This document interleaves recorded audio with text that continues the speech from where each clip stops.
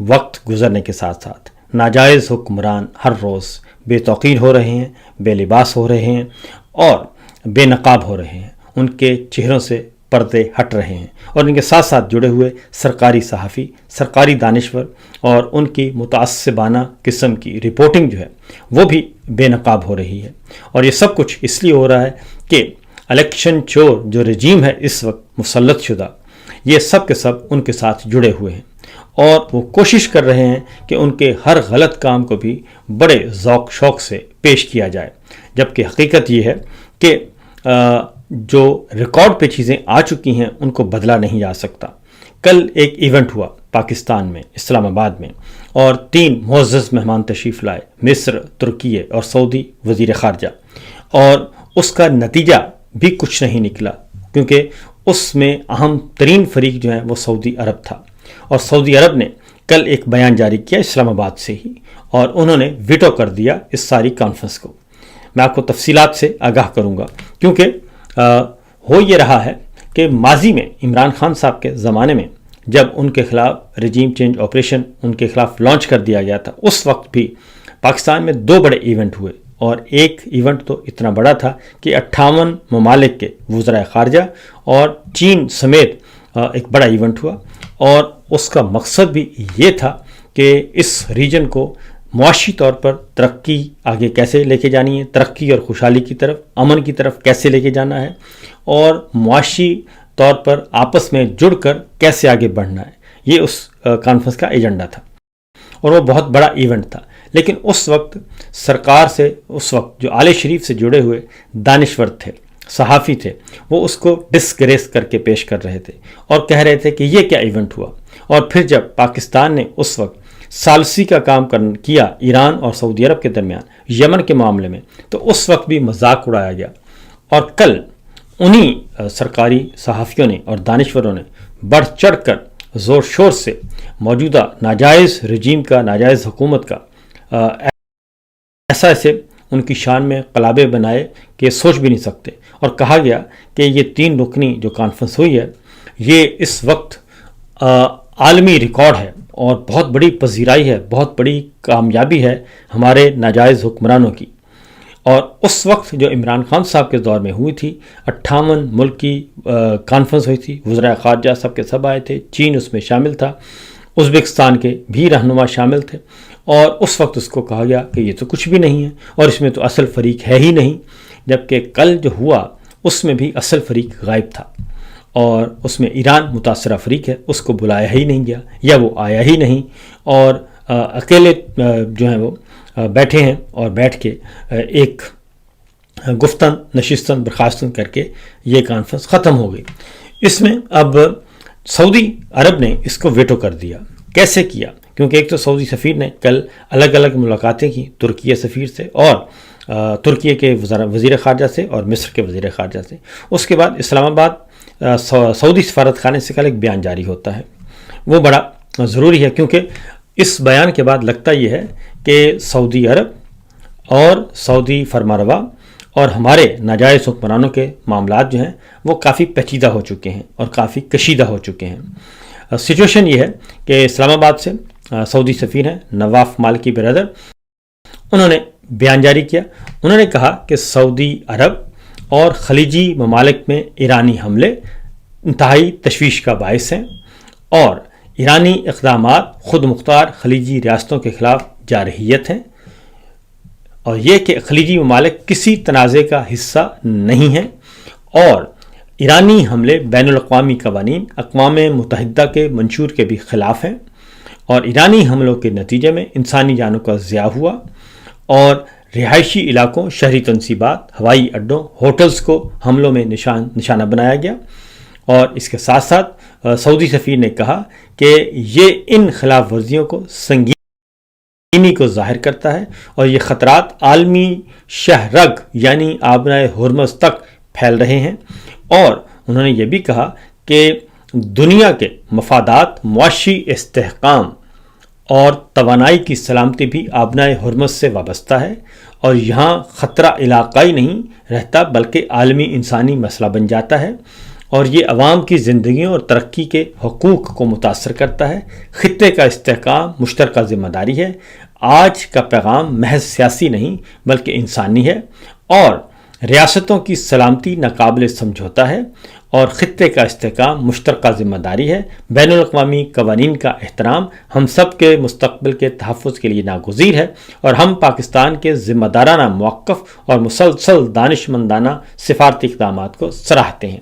یہ آخری جملہ جو ہے یہ ایک تقاضا ہوتا ہے سفارتی آداب کا کہ آپ جس ملک میں بیٹھے ہیں تو اس ملک کے خلاف بیان نہیں دیتے۔ تو سعودی سفیر نے واضح طور پر اس کانفرنس کے شروع ہونے سے پہلے اپنا موقف بیان کر دیا کہ جناب ہمارا موقف یہ ہے، آپ ہمارے وزیر خارجہ آ رہے ہیں تو ان کے آنے سے پہلے سعودی سفیر نے اپنا لاؤڈ اینڈ کلیئر یہ میسج دے دیا۔ اس کے بعد ہوتا یہ ہے ایک اور معاملہ، کیونکہ محمد بن سلمان کے بارے میں صدر ٹرمپ نے انتہائی نازیبا گفتگو کی اور بلو دا بیلٹ، غیر سفارتی، غیر اخلاقی، غیر پارلیمانی زبان استعمال کی۔ محمد بن سلمان کے ان کے خلاف اس طریقے سے ان کی بے توقیری کرنے پر پاکستان سے صرف مولانا فضل الرحمان صاحب اور مونس الہی، یہ دو رہنما ہیں جنہوں نے اس بیان کی مذمت کی، نہ صرف مذمت کی بلکہ اچھا خاصا ان کو لتاڑا۔ اور مونس الہی نے بھی ایک ٹویٹ کیا، سوشل میڈیا اکاؤنٹ پہ اپنا اسٹیٹمنٹ جاری کیا اور اس کی مذمت کی صدر ٹرمپ کی، اور اس بیان کو، ان کے اس گفتگو کو، طرز تکلم کو، اس کی مذمت کی گئی۔ اس کے ساتھ ساتھ مولانا فضل الرحمان صاحب نے بھی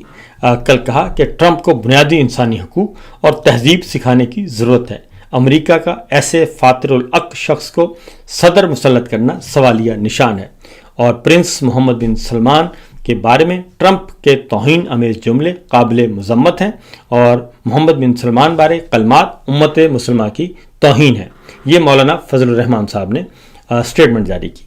اب ان دو رہنماؤں کے علاوہ تیسرے کسی نے بھی ابھی تک جاری نہیں کی، اور خاص طور پہ ہمارے جاتی عمرہ کے حکمران جو کہ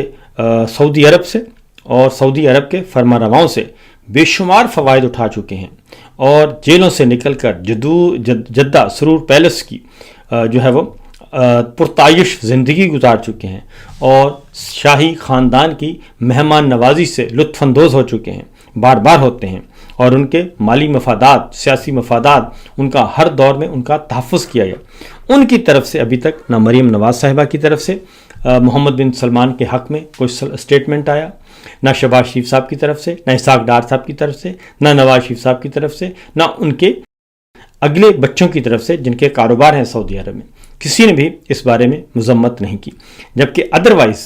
ہمارے جو میڈیا پرسنز ہیں اور سوشل میڈیا پہ اس کی اچھی خاصی درگت بنائی جا رہی ہے صدر ٹرمپ کی کہ انہوں نے یہ درست نہیں کیا، اور واقعتاً ایسا ہی ہے۔ لیکن اب دیکھتے ہیں کہ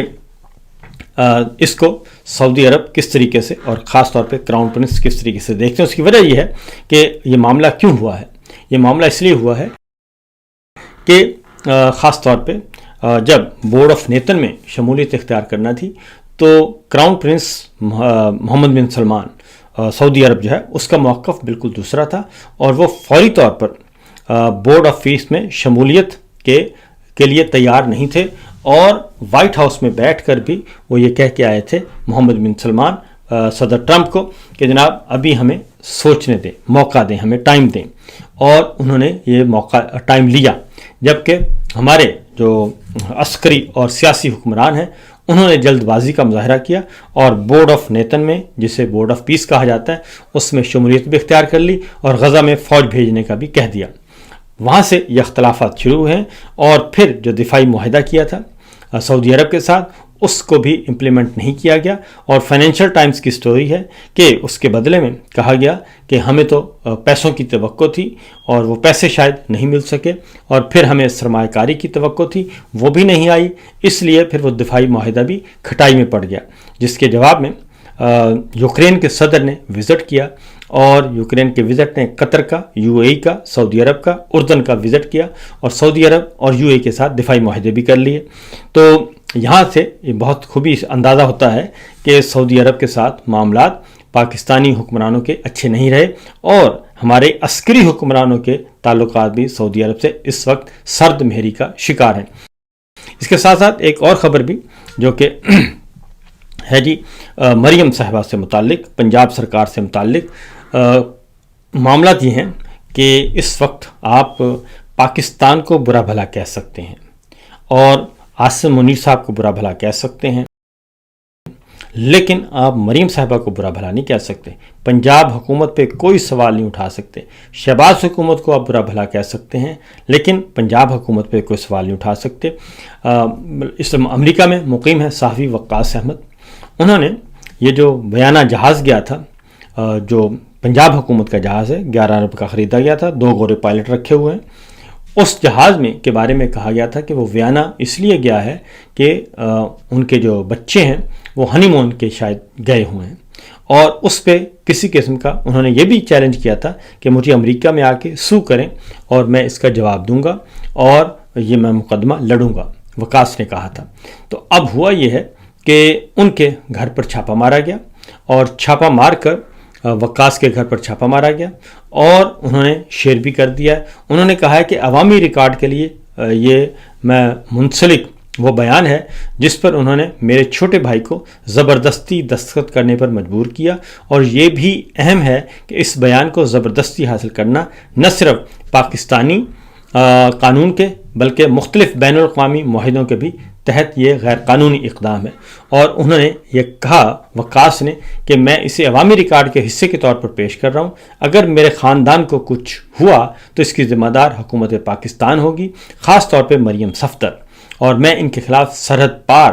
ٹرانسلیشنل ریپریشن کے تحت مقدمات ہر اس بین الاقوامی فورم پر چلاؤں گا جہاں تک میری رسائی ممکن ہوگی۔ اور انہوں نے یہ بھی